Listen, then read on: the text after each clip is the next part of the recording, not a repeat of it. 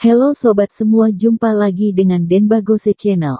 Bagaimana kabar sobat semua? Sebelum kita mulai cerita ini, ayo silakan subscribe, like, komen, share dan nyalakan loncengnya untuk mendapatkan notifikasi terbaru ketika Mimin upload videonya. Bab 844 Kak Leo. Usai bicara, Thomaskin melayangkan tangan. Prak, satu tamparan mendarat di wajah Cedric Song yang langsung jatuh sempoyongan. Brengsek, beraninya kamu menghajar aku. Orang-orang keluarga Song langsung memandanginya dengan emosi. Awalnya hari ini mereka memang sudah sangat tidak senang karena tidak mendapat apapun, malah Jessica Song yang dapat banyak, bahkan sudah meninggalkan keluarga Song. Ini membuat mereka semakin tidak terima. Cedric Song menggertakkan gigi berkata dengan dingin. Sialan, ini kalian yang memaksaku. Usai bicara, mengeluarkan ponsel menelepon. Halo, Kak Leo, aku sini ada 2 orang perlu bantu dibereskan sebentar. Tolong secepatnya, kamu tenang saja, upah tidak akan sedikit. Selesai bicara, Cedric Song mematikan telepon dan berdiri tegak. Kalian berdua, sekarang ku beri kalian satu kesempatan, keluarga Song mau 2 di antara 4 gedung perniagaan itu. Setelah tanda tangan surat perjanjian, akan kuampuni kalian. Thomaskin tertawa. Kalian keluarga Song sungguh tamak, memanggil bantuan. Baik, aku juga panggil beberapa orang. Setelah itu Thomaskin menelepon. Cedric Song sama sekali menganggap remeh, kamu kira kamu itu siapa? Masih tuan muda keluarga Qin seperti dulu. Segala sesuatu sudah berubah. Sekarang kota Donghai sudah bukan kuasa keluarga Qin kamu. Dengan cepat, sebuah bis kecil datang. Beberapa pria berandalan turun dari bis kecil tersebut, berpakaian jaket kulit, rambut merah, serta membawa tongkat baseball di tangan. Beberapa temannya yang di belakang juga membawa tongkat. Direktur Song, ada apa? Ketemu masalah apa? Langsung bernyali besar, ditunjuknya Thomaskin. Orang ini membuat onar di rumahku, Kak Leo, hantam dia sampai cacat. Kak Leo tersenyum dingin, gampang, coba kulihat orang bodoh mana yang berani-beraninya berbuat onar di rumah Direktur Song. Baru saja dia berbicara demikian, Thomaskin menoleh perlahan. Setelah melihat muka Thomaskin, Kak Leo kaget hingga gemetar, tatapannya sungguh ketakutan, melihat Thomaskin bagaikan melihat hantu. Sebelumnya Kak Leo pernah menerima kerjaan seperti ini, membawa orang untuk membereskan Angelin Wang, akhirnya hampir dihajar sampai mampus oleh Thomaskin di depan pintu sekolah. Sekarang bertemu Thomaskin lagi, bagaikan bertemu seorang dewa, Kak Leo hampir berlutut ke bawah. Kak Thomas, kenapa bisa kamu? Kak Thomas. Cedric Song mengerutkan dahi, air mukanya tampak marah. Kak Leo, kamu ini bagaimana, kamu kenal dia? Uang muka saja sudah kukirim ke kamu. Kak Leo mendengus dingin, omong kosong apa kamu? Hanya uang muka berapa puluh juta sudah bisa menyuruh-nyuruh aku. Berani melawan Kak Thomas. Aku lihat kamu sepertinya sudah tidak mau hidup. Kak Leo menoleh ke Thomaskin. Ekspresinya langsung berubah menjadi berseri-seri. Kak Thomas, menurut Anda bagaimana kalau urusan ini biar aku bereskan saja?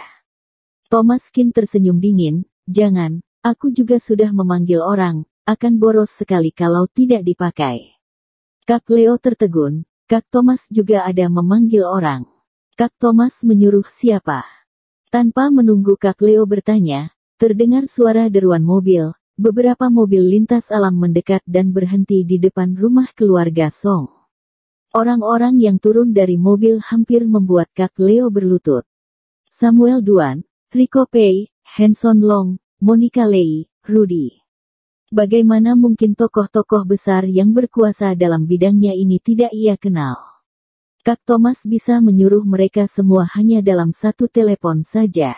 Kalau dibandingkan dengan para bos besar ini, Kak Leo hanyalah udang kecil. Melihat orang-orang ini, Kak Leo tidak berani bersuara, kakinya bergemetar. Bagaimanapun juga Monica Lei adalah bos besar kota X, sekali menampakkan diri sudah langsung sangat menggemparkan, melihat Kak Leo membawa beberapa orang ini, seketika ia mengerutkan dahi. Brengsek, berani tidak sopan dengan Tuan Qin. Orang-orang ini sudah pasti dari dunia persilatan. Bagi yang hidup di kota X, mana ada yang tidak mengenal Samuel Duan, Rico Pei atau Monica Lei. Meskipun Monica Lei tidak kenal mereka, tapi juga tetap perlu diomel. Kak Leo terkejut, segera ia menundukkan kepala meminta maaf. Benar omelan Kak Monica, ini salah paham, aku juga tidak tahu Tuan Qin ada di sini. Monica Lei melototinya, tidak banyak mengomel lagi, untungnya tidak sampai menghajar, kalau tidak pasti tidak akan diampuni. Tuan Qin, lama tidak bertemu, kebetulan Samuel Duan dan Rico Pei juga ada di sini, bagaimana kalau nanti kita minum-minum? Thomas Qin mengangguk, dia memanggil mereka datang bersama juga karena punya niat demikian. Tapi sebelum pergi Thomas Qin menoleh ke orang-orang keluarga Qin dan berkata, keluarga Song ini benar-benar semakin dilihat semakin menyebalkan. Samuel Duan langsung menangkap maksudnya, Bos Rico, serahkan ke kamu. Rico Pei tertawa, pekerjaan kasar begini selalu bagianku. Usai bicara, Rico Pei menunjuk puluhan bawahannya di belakang. Kalian, hancurkan rumah ini. Siap. Beberapa anak muda yang kuat dan gagah membawa tongkat, palu, dan peralatan lainnya di tangan, langsung maju beramai-ramai, sebentar saja sudah menghancurkan rumah berdinding kaca itu. Kak Leo mereka juga ikut membantu, bagi sekelompok anak muda yang bertenaga ini, menghancurkan satu rumah hanyalah urusan kecil. Cedric Song putus asa, jatuh terduduk di tanah tanpa bersuara sedikit pun, dalam hatinya menyesal tiada taraf. Jika keluarga Song tidak sengaja mencari masalah, mungkin Thomas Qin akan memberikan mereka sedikit keuntungan karena Ailey Qin. Tapi satu keluarga Cedric Song ini sungguh serakah sekali, bahkan menyiksa Jessica Song, tentu saja Thomas Qin tidak akan mengampuni mereka. Setelah meninggalkan rumah keluarga Song, sekelompok orang tersebut pergi makan ke restoran. Bertemu tokoh-tokoh besar ini sempat membuat Jessica Song canggung, tapi bagaimanapun juga dirinya sekarang sudah nyonya kaya, jadi juga tidak begitu gugup.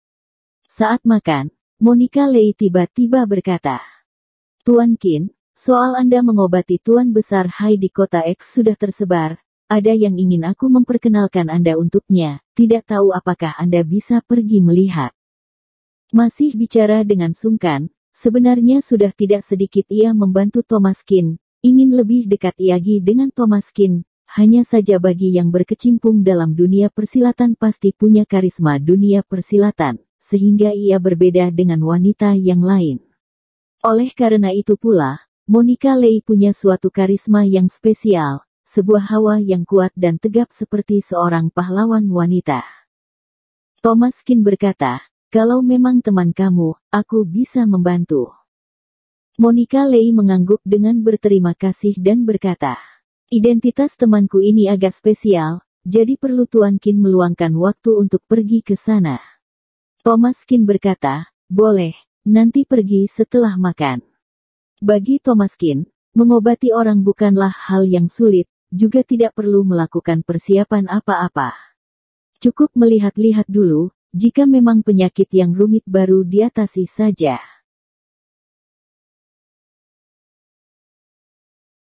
Bersambung. Terima kasih kepada kalian yang telah menonton video ini. Jangan lupa tekan tombol subscribe-nya dan nyalakan notifikasinya untuk mendapatkan video-video seru lainnya dari channel Denbagose.